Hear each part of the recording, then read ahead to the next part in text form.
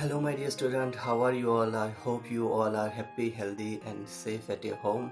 I'm your Amul sir, and first of all, welcome to in Standard Ninth.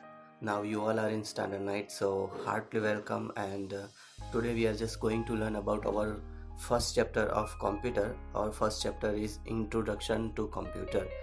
इस chapter में हमें computer का introduction देखना है।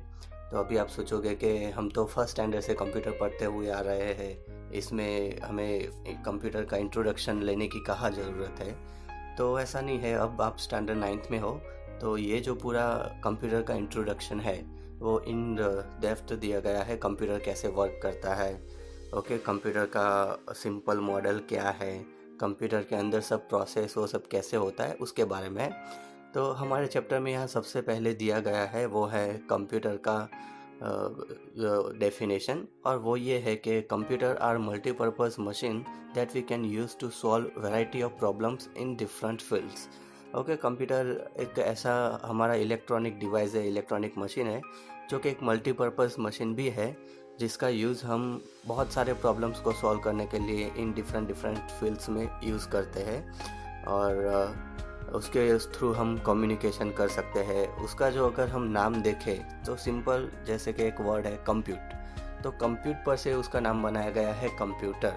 तो जैसे कि ड्राइवर है वो ड्राइविंग करता है, बराबर। फिर जो भी प्रोफेशन में जो भी लोग होते हैं, जैसे कि पेंटर है वो पेंट करता है, वैसे ही कंप्यूटर है वो कंप्यूट का काम करता है। लेकिन यहाँ सिर्फ मैथमेटिकल कंप्यूट की बात नहीं है, बल्कि लॉजिकल भी कुछ टास्क होते हैं, उसको भी कंप्यूटर सॉल्व करता है। ओके, तो इस चैप्टर में हम ये सब देखने वाले हैं। तो हमारा जो सबसे पहला टॉपिक है वो है work of typical computer. Computer का जो वर्क है, कैसे वर्क करता है, उसके बारे में है, तो वो हम देखेंगे अभी। जैसे कि मैंने अभी बताया कि कंप्यूटर है वो लॉजिकली भी वर्क करता है, यानी कि कोई भी वर्क कर लेता है। तो वो कैसे करता है, तो उसके अंदर एक एल्गोरिदम सेट किया हुआ रहता है। एल्गोरिदम एक्चुअली है क्या, तो हमें कुछ भी टास्क परफॉर्म करना हो तो उसके बारे में कुछ गाइडलाइंस दिए जाते हैं। जनरली कुछ गाइडलाइंस होते हैं, और उसके बारे में कुछ टास्क जो है उसको हम स्टेप बाय स्टेप लिखा हुआ रहता है। जनरली वो इंग्लिश लैंग्वेज में रहता है। तो वो जो टास्क को स्टेप बाय स्टेप सिंबॉलिक लिखा हुआ रहता है वो एक एल्गोरिदम है। तो ऐसे कंप्यूटर में एल्गोरिदम्स यूज़ होते हैं। उसके अलावा भी हम देखते हैं तो कंप्यूटर के अंदर हम कुछ ना कुछ डेटा इनपुट करते हैं, यानी कि कंप्यूटर को हम कुछ ना कुछ डेटा और इन्फॉर्मेशन देते हैं। तो कंप्यूटर उस पर प्रोसेस करता है और फिर हमें आउटपुट देता है, यानी कि रिजल्ट देता है। ओके, तो इसको हम ये फिगर के थ्रू समझेंगे। ये फिगर में आप देख रहे हो, सबसे पहले तो यहाँ यूज़र्स दिए गए हैं, तो यानी कि हम लोग जो कंप्यूटर का यूज़ करते हैं। तो यूज़र्स क्या करता है, कुछ ना कुछ डेटा और इन्फॉर्मेशन कंप्यूटर के अंदर इनपुट करता है। फिर जो ये सेकंड फिगर दिख रही है उसमें जो है वो प्रोसेस है, यानी कि कंप्यूटर जो दिए गए इंस्ट्रक्शन और डेटा है उस पर प्रोसेस करता है। तो एक्चुअली डेटा है क्या, तो डेटा वो एक रॉ मटेरियल जैसा है, रॉ फाइल्स है जिस पे अभी कुछ भी वर्क नहीं किया गया हुआ है।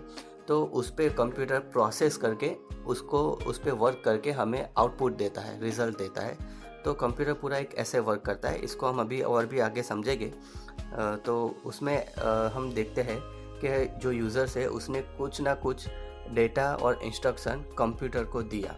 तो वो कुछ ना कुछ डेटा और इंस्ट्रक्शन देता कैसे है कंप्यूटर में, तो वो through the input device computer में कुछ ना कुछ डेटा इंसर्ट करते हैं। ओके, तो इनपुट डिवाइस अभी वो क्या है, तो उससे पहले हम थोड़ा इनपुट समझेंगे। इनपुट यानी कि हमारे थ्रू, यानी कि यूज़र्स के थ्रू जो कुछ ना कुछ डेटा और इन्फॉर्मेशन कंप्यूटर को दी जाती है उसको हम इनपुट बोलते हैं। ओके, कुछ ना कुछ डेटा और इन्फॉर्मेशन जो यूज़र्स के थ्रू कंप्यूटर को दिया जाता है वो सारी इनपुट्स है, वो सारे इनपुट्स है। ओके, फिर प्रोसेस क्या है, तो कंप्यूटर दिए गए जो डेटा है और इंस्ट्रक्शन है उस पर काम करता है, प्रोसेस करता है, तो वो प्रोसेस है। और फिर आउटपुट क्या है, तो जो दिया गया डेटा था उस पर कंप्यूटर ने प्रोसेस किया और हमें जो रिज़ल्ट चाहिए था वो उसने हमें दिया। तो वो जो रिज़ल्ट हमें मिला है वो है आउटपुट। ओके, तो आई होप आपको समझ में आया है इनपुट क्या है, प्रोसेस क्या है और आउटपुट क्या है। अभी इनपुट तो हमें पता चल गया कि कुछ ना कुछ जो डेटा दिया जाता है वो इनपुट था। तो अभी कंप्यूटर में हम डेटा डालेंगे कैसे, कंप्यूटर में हम डेटा कुछ ना कुछ देंगे कैसे, तो वो सब चीज़ होती है through the input device. Okay, input device जो रहती है, जिसको इनपुट यूनिट भी बोला जाता है, उसके थ्रू कुछ ना कुछ इन्फॉर्मेशन हम कंप्यूटर को देते हैं। इनपुट डिवाइस कुछ नहीं, बहुत सिंपल है। The input device provides a facility to enter data और instruction into the computer. Computer के अंदर हमें कुछ ना कुछ डेटा और इन्फॉर्मेशन प्रोवाइड करने के लिए, एंटर करने के लिए वो हमें फैसिलिटी देता है, तो वो है इनपुट डिवाइस। ओके, तो इनपुट डिवाइस कौन कौन सी हो सकती है? तो इनपुट डिवाइस में आपको सबसे पहले पता होगा जैसे कि कीबोर्ड है, तो कीबोर्ड इनपुट डिवाइस है क्योंकि उसके थ्रू हम कुछ ना कुछ डेटा कंप्यूटर में इंसर्ट करते हैं। फिर माउस है, फिर जॉयस्टिक है, फिर बारकोड रीडर है, फिर यूएसबी बोलते हैं जिसको आजकल हम सब लोग यूएसबी डिवाइस का यूज़ करते हैं। वो यूएसबी डिवाइस यानी कि जो पेन ड्राइव है, बराबर, जो सीडीज़ है, जो डीवीडीज़ है। सीडीज़ यानी कि कॉम्पैक्ट डिस्क बोला जाता है, और डीवीडी यानी कि डिजिटल वर्सटाइल डिस्क, तो वो भी एक इनपुट डिवाइस बोला जाता है। तो ये जो सारी चीज़ें हैं वो इनपुट डिवाइस है। और जो यूएसबी मैंने बताया, तो उसका फुल फॉर्म होता है यूनिवर्सल सीरियल बस। ओके, यूनिवर्सल सीरियल बस। तो इसका यूज़ हम हर रोज़ करते हैं हमारी हर रोज़ की लाइफ में। ओके, तो ये जो चीज़ें थे जो मैंने एग्जांपल बताई, वो सारी की सारी इनपुट डिवाइस थी। तो थ्रू दी इनपुट डिवाइस हम कुछ ना कुछ इन्फॉर्मेशन कंप्यूटर के अंदर ऐड करते हैं, इंसर्ट करते हैं। ओके, तो ये इनपुट डिवाइस हो गया। अभी वो जो सभी हमने दिया गया है डेटा, उस पर कंप्यूटर क्या करेगा? प्रोसेस करेगा। कैसे करेगा? तो ये होता है प्रोसेस यूनिट के थ्रू। यानी कि प्रोसेस यूनिट क्या है आपको पता है? सीपीयू, सेंट्रल प्रोसेसिंग यूनिट, जो हमारे दिए गए डेटा पर प्रोसेस करता है। सीपीयू को अभी हम इन डेप्थ समझेंगे कि इसके अंदर क्या क्या रहता है, कैसे वर्क होता है, लेकिन अभी के लिए इतना समझते हैं कि थ्रू दी सीपीयू वो उस पर प्रोसेस करता है, फिर हमें वो आउटपुट देता है। यानी कि जो हमें आउटपुट चाहिए था वो कंप्यूटर हमें देता है। तो आउटपुट हमें कैसे मिलता है? Through the output device. जैसे इनपुट डिवाइस 3, इनपुट डिवाइस के थ्रू हम कुछ ना कुछ डेटा और इंस्ट्रक्शन कंप्यूटर के अंदर एंटर करते थे, सेम वैसे ही आउटपुट डिवाइस जो है, तो उसके थ्रू हमें डेटा बाहर मिलता है, यानी कि आउटपुट मिलता है। तो आउटपुट डिवाइसेस कौन कौन सी है वो भी आपको पता रहेगा, जैसे कि मॉनिटर है, ओके, वो एक आउटपुट डिवाइस हो गई। स्पीकर्स है, तो वो एक आउटपुट डिवाइस हो गई, क्योंकि उसमें से कुछ आउट आता है।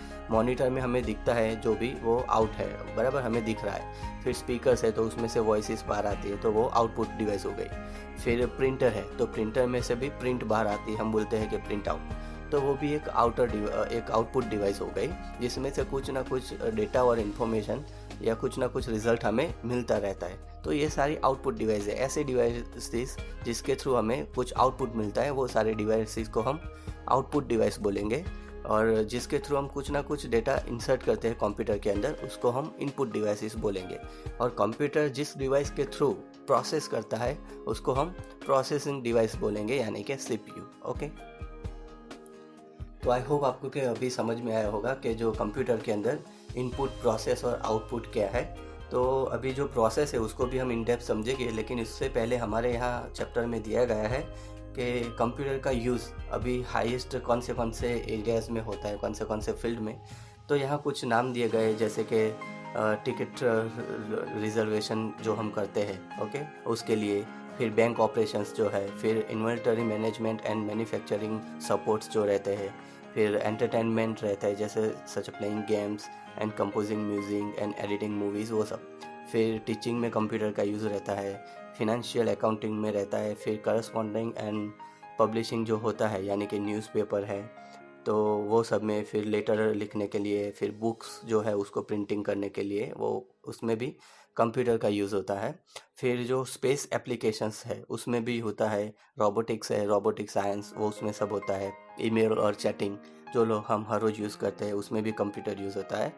फिर वेबसाइट डेवलपिंग और सॉफ्टवेयर डेवलपिंग के लिए भी कंप्यूटर का यूज़ होता है। तो आपको पता है हर जगह भी हम कंप्यूटर यूज़ करते हैं। तो आइए अभी हम आगे देखते हैं simple model of computer. Computer का सिंपल मॉडल क्या है? इसमें होता है simple input, process and output. Okay, input मैंने पूरा समझाया, फिर आउटपुट भी पूरा समझाया, कैसे आउटपुट मिलता है, कौन कौन से डिवाइसेस के थ्रू।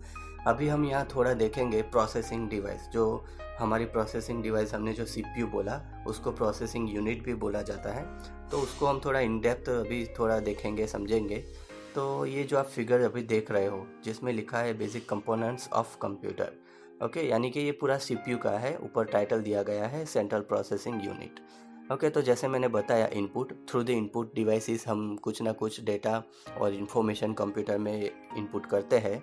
तो उसके बाद जो कंट्रोल यूनिट है जिसके थ्रू सब कंट्रोल होता है, तो उसमें वो जाता है, उसमें उस पर प्रोसेस की जाती है। जो भी हमें आउटपुट चाहिए था, जो भी सॉफ्टवेयर हम यूज़ कर रहे हैं, उसके थ्रू उसमें प्रोसेस होती है। फिर यहाँ हमें दिखाई देता है ALU, यानी कि अरिथमेटिक एंड लॉजिकल यूनिट इसको बोला जाता है। अगर कुछ कैलकुलेशन है तो कंप्यूटर हमें करके दे देगा।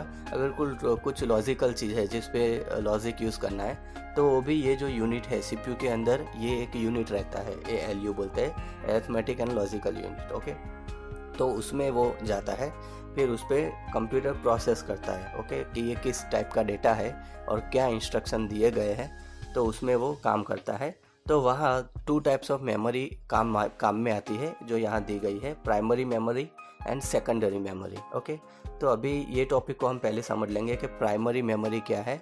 तो प्राइमरी मेमोरी यानी कि इसको बोला जाता है कि ये जो मेमोरी है वो प्राइमरी स्टोरेज के लिए यूज़ होती है। यानी कि समझ लो कंप्यूटर में हम कुछ भी काम कर रहे हैं तो उसमें 2 टाइप्स ऑफ मेमोरी है। तो पहला हमारा जो टास्क है वो प्राइमरी मेमोरी में ऑलवेज रहता है, यानी कि उसको टेम्पररी मेमोरी भी बोला जाता है, और ये बहुत ही एक्सपेंसिव होती है। तो और इसमें कोई डेटा परमानेंटली स्टोर नहीं होता है, जस्ट टेम्पररी ही स्टोर होता है, इसीलिए उसको हम प्राइमरी मेमोरी बोलते हैं और टेम्पररी मेमोरी भी बोलता है, जैसे कि रैम है। ओके, अभी इसको मैं समझाता हूँ ये पूरा कंसेप्ट है क्या। जैसे कि समझ लो मेरे पास एक कबोर्ड है और एक टेबल है, और कबोर्ड के अंदर कुछ बुक्स रखी है, कुछ चीज़ें रखी है, जैसे कि घड़ी है और एक्सेट्रा, बहुत सारी चीज़ें। ओके, अभी मैं टेबल पे पढ़ाई करने जब बैठता हूँ तो मैं कबोर्ड में से बुक्स निकालूंगा और वहाँ टेबल पे रखूँगा। तो ये जो टेबल पे मैंने बुक्स रखी वो उसकी परमानेंट जगह नहीं है, लेकिन अभी मुझे कोई ना कोई तो प्लेटफॉर्म चाहिए जिस पे मैं कुछ चीज़ रख के काम कर सकूँ। ओके, तो ये टेबल है वो क्या हो गया, एक प्राइमरी मेमोरी जैसा, जिस पे मैं टेम्पररी कुछ वर्क करने के लिए उस पर कुछ ना कुछ रखता हूँ। जैसे कि मैंने बुक रखी, चाय का कप रखा और घड़ी रखी, वो सब। तो वो उसकी परमानेंट जगह नहीं थी, लेकिन फिर भी मैंने टेम्पररी वहाँ रखा है। लेकिन उसको परमानेंटली मैं कहाँ स्टोर करता हूँ, तो जैसे कि बुक्स है तो उसको मैं कबोर्ड में रखता हूँ। ओके, तो कबोर्ड क्या हुआ, वो है सेकेंडरी स्टोरेज, यानी कि परमानेंटली स्टोरेज बोला जाता है।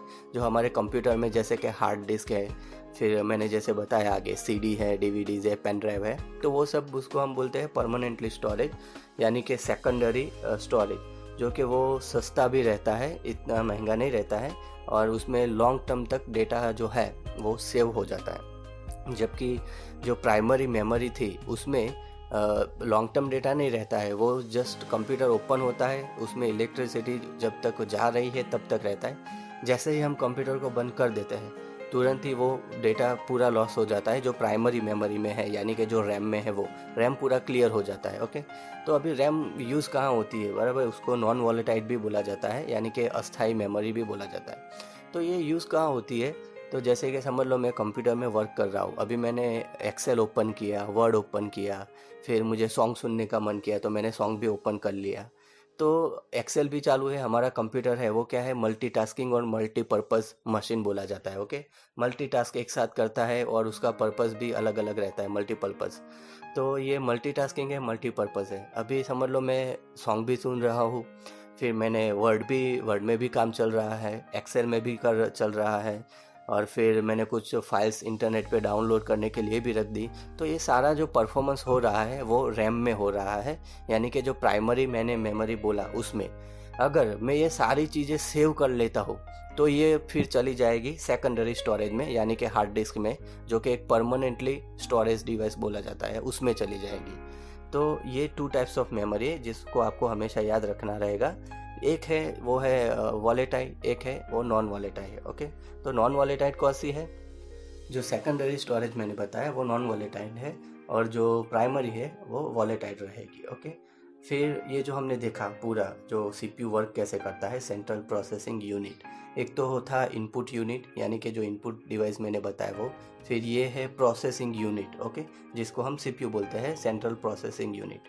तो जो डेटा और इंस्ट्रक्शन दिए गए थे कंप्यूटर्स को, उस पर कंप्यूटर ने कंट्रोल यूनिट के थ्रू वर्क किया, जिसमें उसने यूज़ किया अपना एक और यूनिट जो ALU मैंने बताया, अरिथमेटिक एंड लॉजिकल यूनिट। और उसके थ्रू अगर डेटा जो सेव करना था तो वो सेकेंडरी स्टोरेज में है, सेव नहीं करना था तो वो प्राइमरी स्टोरेज में परफॉर्म हो गया, ओके। और फिर उसको सब मिला के दिया गया उसका एक आउटपुट, ओके। तो इस तरीके से कंप्यूटर है वो वर्क करता है, और यही जो बेसिक कंपोनेंट्स ऑफ कंप्यूटर बोला जाता है, और सिंपल मॉडल ऑफ कंप्यूटर भी इसी को बोला जाता है। तो इसमें हमने बहुत सारे फुल फॉर्म देखे, जैसे कि CPU, फिर USB, ओके, USB मैंने जैसे बताया यूनिवर्सल सीरीज बस, ओके। फिर जो मैंने CPU बताया, सेंट्रल प्रोसेसिंग यूनिट, फिर CD था कॉम्पैक्ट डिस्क, फिर DVD था डिजिटल वर्सटाइल डिस्क। तो ये सारे जो फुल फॉर्म है वो आपको याद रखने रहेंगे। अभी जो हमारा नेक्स्ट टॉपिक है वो है characteristics and advantage of computer. Computer के कैरेक्टरिस्टिक्स क्या है और उसका एडवांटेज क्या है। तो एडवांटेज तो हम जानते हैं कि कंप्यूटर बहुत पावरफुल है, हम उसमें बहुत सारा वर्क करते हैं। विदाउट कंप्यूटर आजकल हम कुछ भी वर्क नहीं कर सकते, ओके। तो बहुत सारे यूजेस है वो हम आगे देखेंगे जो हमारे बुक में दिए गए हैं, लेकिन उससे पहले उसके कुछ कैरेक्टरिस्टिक्स है वो हम देखेंगे। तो उसमें फर्स्ट पॉइंट दिया गया है ऑटोमेशन, ओके। यानी कि कंप्यूटर जो भी कुछ परफॉर्म करता है वो ऑटोमेटिक करता है, यानी कि ऑफकोर्स हमें उसको इंस्ट्रक्शन वो सब देना पड़ता है, लेकिन जो इंस्ट्रक्शन और डेटा उसको दिया गया उस पर वो जो वर्क करता है वो ऑटोमेटिकली करता है, ओके। तो ये एक ऑटोमेशन मशीन है हमारा जो कंप्यूटर है वो।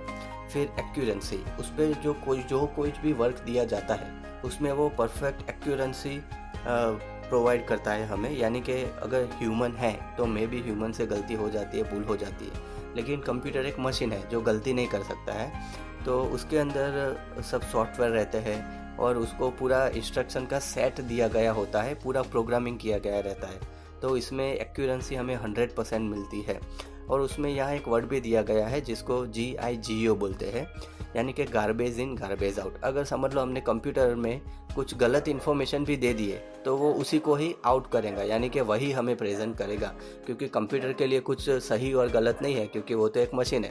तो समझ लो हम उसमें गार्बेज डालेंगे तो वो गार्बेज ही आउट करेगा, इसे यहाँ ऐसे समझ दिया गया है GIGO, यानी कि गार्बेज इन गार्बेज आउट। तो ये एक्यूरेंट है, इतना एक्यूरेंट है कि जो उसको देते वही उसको उस पर प्रोसेस करके हमें आउटपुट दे देता है, ओके। फिर हम देखते हैं कि long term storage, okay. Computer में कुछ भी मेमोरीज हम डालते हैं, कुछ भी डेटा और इंस्ट्रक्शन डालते हैं, वो लॉन्ग टर्म के लिए स्टोरेज हो जाता है। जब तक हम उसको डिलीट नहीं करते तब तक वो उसमें स्टोर ही रहता है। जबकि हम कभी कभार कुछ ना कुछ चीज़ें शायद भूल सकते हैं, लेकिन कंप्यूटर में ऐसा नहीं है। एक बार फाइल सेव कर दी तो वो स्टोर ही रहेगी जब तक हम उसको डिलीट ना करें तब तक, ओके। फिर उसका एक और भी कैरेक्टरिस्टिक है, वो है ability to perform machine and repeated task, okay. कोई टास्क है जिसको बार बार रिपीट करने का ज़रूरत रहता है तो वो भी कंप्यूटर उसको अच्छे से कर लेता है। जैसे कि उसमें हमने टाइमिंग सेट किया है तो वो उसको हमें परफेक्ट बताएंगा, उसको चालू करो बंद करो उसके बाद भी, ओके। फिर उसमें अगर हमने कुछ सॉफ्टवेयर डाले हैं तो उसको भी वो रिपीटेडली हमें उसका आउटपुट है वो देता रहेगा, वो भी एक्यूरेंसी के साथ, वो ऑटोमेटिकली। तो ये जो सारे बेनिफिट्स है वो कंप्यूटर ही कर सकता है, जो रिपीटिंग टास्क है वो सारे कंप्यूटर परफॉर्म कर सकता है। फिर प्रोग्रामेबिलिटी, यानी कि कंप्यूटर में हम प्रोग्रामिंग भी कर सकते हैं। जैसे कि मुझे कोई टास्क कोई पर्टिकुलर वे में चाहिए तो वो उसका हम प्रोग्रामिंग करेंगे तो कंप्यूटर वो हमें ऐसे ही करके दे देगा, ओके। तो ये जो सारे टास्क हैं वो कंप्यूटर परफॉर्म कर सकता है, उसके अलावा भी बहुत सारे हैं। तो ये कंप्यूटर के कैरेक्टरिस्टिक्स थे, ओके। ये जो इमेज है उसमें आप देख सकते हो जिसमें कंप्यूटर बता रहा है I am fast, I am automation, I am programmable, I can remember stuff all long for a long and I accurate. तो कंप्यूटर पूरा ऐसा है, ओके। अभी उसके अंदर हम देखते हैं कि कंप्यूटर के अंदर हमें कुछ ना कुछ सॉफ्टवेयर डालने पड़ते हैं, ओके। तो हम देखेंगे अभी हमारा जो नेक्स्ट टॉपिक है वो है कंसेप्ट ऑफ सॉफ्टवेयर। जो सॉफ्टवेयर है वो एक्चुअली है क्या। तो सॉफ्टवेयर आपको जनरल उसका आइडिया तो है, लेकिन थोड़ा हम उसको समझेंगे टेक्निकल वे में, तो कुछ ना कुछ डेटा और कुछ ना कुछ इंस्ट्रक्शन का पूरा सेट है। कुछ इंस्ट्रक्शन का हम पूरा एक सेट बनाते हैं, उसको हम सॉफ्टवेयर बोलते हैं। तो जिसका यूज़ हम बार बार रिपीटेडली, यहाँ जो बताया ना हमने, वैसे हम उसको बार बार रिपीट करके यूज़ करते हैं। जैसे कि मैंने मेरे कंप्यूटर में एक बार एक्सेल सॉफ्टवेयर इंस्टॉल कर दिया, ओके, तो वो मैं बार बार उसको रिपीट यूज़ करता रहूँगा। एक ही बार, अभी जो एक्सेल जिसने बनाया है तो उसने एक ही बार बनाया है, लेकिन यूज़ वो हर रोज़ हर जगह यूज़ होता है। तो ये एक सॉफ्टवेयर का बेनिफिट है जो मैंने बताया। सॉफ्टवेयर के इंस्ट्रक्शन का पूरा सेट है, वो एक सॉफ्टवेयर है, ओके, जिसमें डॉक्यूमेंटेशन रहता है, कुछ ना कुछ डॉक्यूमेंट रहता है, फिर उसके रिगार्डिंग डेटा रहता है और इंस्ट्रक्शन जो मैंने बताया वो रहता है। ये बेसिक स्ट्रक्चर है सॉफ्टवेयर का, ओके, जिसमें डॉक्यूमेंटेशन, डेटा और इंस्ट्रक्शन, उसका पूरा एक सेट बनता है जो सॉफ्टवेयर है, ओके। फिर हम देखते हैं हार्डवेयर। तो हार्डवेयर क्या है? तो नॉर्मली जो हम लोअर स्टैंडर्ड में हमने जो हार्डवेयर और सॉफ्टवेयर की डेफिनेशन देखी वो सही थी, लेकिन वो लोअर स्टैंडर्ड तक ही सीमित थी। जैसे कि मैं सॉफ्टवेयर है तो every untouchable part of computer we can only see but we can't destroy, तो वो सब सॉफ्टवेयर्स थे। जैसे कि कंप्यूटर के अंदर कुछ प्रोग्राम है जिसको मैं सिर्फ यूज़ कर सकता हूँ और देख सकता हूँ, लेकिन उसको मैं डिस्ट्रॉय नहीं कर सकता। मैं अगर टच करने जाऊँगा तो कंप्यूटर की जो मॉनिटर की स्क्रीन है उसको टच होता है, सॉफ्टवेयर को टच नहीं होता था, तो अनटचेबल पार्ट बोला जाता था कंप्यूटर का, ओके। लेकिन यहाँ भी जो समझ दी गई है वो स्टैंडर्ड 9 के अकॉर्डिंग बराबर है। फिर हार्डवेयर है तो हम लोअर स्टैंडर्ड में हमने देखा कि every touchable part of computer we can destroy and we can touch and we can feel, it's called hardware, okay. जैसे कि कीबोर्ड है, माउस है, मॉनिटर है, तो वो सारे जो थे वो हार्डवेयर है, ओके। लेकिन यहाँ भी हमारे यहाँ जो डेफिनेशन दी गई है वो भी बिल्कुल सही है, यानी कि जो कीबोर्ड है, माउस है, फिर सेंट्रल प्रोसेसिंग यूनिट है, जो फिजिकली हम देख सकते हैं वो सारे हार्डवेयर है, उसको हार्डवेयर बोला जाता है, ओके। तो ये सॉफ्टवेयर हो गया, हार्डवेयर हो गया। और फिर है फर्मवेयर। फर्मवेयर आपके लिए एक नया वर्ड हो सकता है। तो फर्मवेयर क्या है? सेम सॉफ्टवेयर जैसा ही है, लेकिन उसको फर्मवेयर इसलिए बोला जाता है क्योंकि वो पर्टिकुलर डिवाइस के लिए बनाया गया हुआ सॉफ्टवेयर रहता है, ओके। सॉफ्टवेयर के टाइप में ये फर्मवेयर भी आता है, हमारे बुक में दिया गया है। तो जैसे कि समझ लो मैं व्हाट्सएप यूज़ कर रहा हूँ, तो वो एक एप्लीकेशन है, एक सॉफ्टवेयर है, तो वो हर मोबाइल में यूज़ होगी, ओके। फिर समझ लो वर्ड है, एक्सेल है, पावर पॉइंट है, पेंट है, तो वो जो सारे सॉफ्टवेयर्स हैं वो हर जगह, हर डिवाइस में हर लोग यूज़ कर सकते हैं। लेकिन समझ लो कि हमारे घर में माइक्रो ओवन है, तो उसके अंदर भी एक सॉफ्टवेयर रहता है, तो वो हर किसी के लिए नहीं है, वो सॉफ्टवेयर मोबाइल में नहीं चलेगा, तो उसको हम क्या बोलेंगे? फर्मवेयर। समझ लो हमारे घर में वॉशिंग मशीन है, तो वॉशिंग मशीन के अंदर भी एक सॉफ्टवेयर रहता है, तो वो मेरे मोबाइल में यूज़ नहीं होगा, मेरे टीवी में या लैपटॉप में यूज़ नहीं होगा, तो उसको हम क्या बोलेंगे? Firmware, okay. तो ऐसे सॉफ्टवेयर जो पर्टिकुलर कोई डिवाइस के लिए ही डिज़ाइन करे गए हैं, बनाए गए हैं, तो उसको हम फर्मवेयर बोलते हैं, जो हमारे यहाँ बुक में उसके बारे में दिया गया है, ओके। तो ये चैप्टर में हम पूरा देखते हैं। तो सबसे पहले हमने आज इस चैप्टर में देखा तो वो था इंट्रोडक्शन, कंप्यूटर का इंट्रोडक्शन, यानी कि कंप्यूटर किसको बोला जाता है, उसका डेफिनेशन था। कंप्यूटर के यूजेस, कहाँ कहाँ कंप्यूटर यूज़ होता है, वो सब था। फिर उसका कंप्यूटर का जो मॉडल है, यानी कि वर्किंग ऑफ टिपिकल कंप्यूटर, वो हमने देखा, यूज़र्स, इनपुट, आउटपुट। फिर इनपुट क्या है, प्रोसेस क्या है, आउटपुट क्या है, वो हमने देखा। फिर इनपुट डिवाइसेस कौन कौन सी है, प्रोसेस डिवाइसेस कौन सी थी, आउटपुट डिवाइसेस कौन कौन सी है, वो भी हमने देखा। फिर सिंपल मॉडल ऑफ कंप्यूटर देखा। फिर सिंपल मॉडल ऑफ कंप्यूटर में हमने जो प्रोसेसिंग यूनिट वो सब देखा। और फिर सीपीयू क्या है, सीपीयू वर्क कैसे करता है, वो भी हमें इन डेप्थ हमने देखा। फिर मेमोरी के बारे में हमने देखा कि प्राइमरी मेमोरी है, सेकेंडरी मेमोरी है, जिसको प्राइमरी स्टोरेज और सेकेंडरी स्टोरेज भी बोला जाता है। एएलयू के बारे में देखा, यानी कि arithmetic and logical unit, okay, कुछ फुल फॉर्म्स देखे। फिर हमने देखा कि कैरेक्टरिस्टिक्स ऑफ कंप्यूटर और उसके एडवांटेजेस क्या क्या है, ओके, कंप्यूटर कैसे कैसे वर्क करता है, वो सब हमने देखा। फिर जो हमारे यहाँ बुक में दिया गया था सॉफ्टवेयर, हार्डवेयर एंड फर्मवेयर, उसके बारे में भी हमने देखा। अभी ये सब के बारे में आपको अगर कुछ भी डाउट्स है तो आप मुझे पूछ सकते हो बिल्कुल मेरे व्हाट्सएप में या मुझे कॉल करके, मैं आपके लिए अवेलेबल रहूँगा। और हमारी जो नेक्स्ट वीडियो आएंगी उसके अंदर मैं आपको इसके रिगार्डिंग थोड़ा वर्क दूंगा, ओके, यानी कि कुछ एमसीक्यूज़ रहेंगे, एमसीक्यूज़ क्वेश्चन, तो उसमें आपको वो फिल करके या उसके बारे में आपको आंसर बना के मुझे देना है। तो ये मैं नेक्स्ट वीडियो लेक्चर में दूंगा या फिर एज अ असाइनमेंट मैं आपको सेंड कर देता हूँ। जो भी है मैं आपको इन्फॉर्म करूँगा। तो आई होप कि आपको ये पूरा लेक्चर समझ में आया होगा। और अभी मैं आपको बताऊँगा कि आप घर पे रहिए, सेफ़ रहिए, अच्छा खाना खाइए और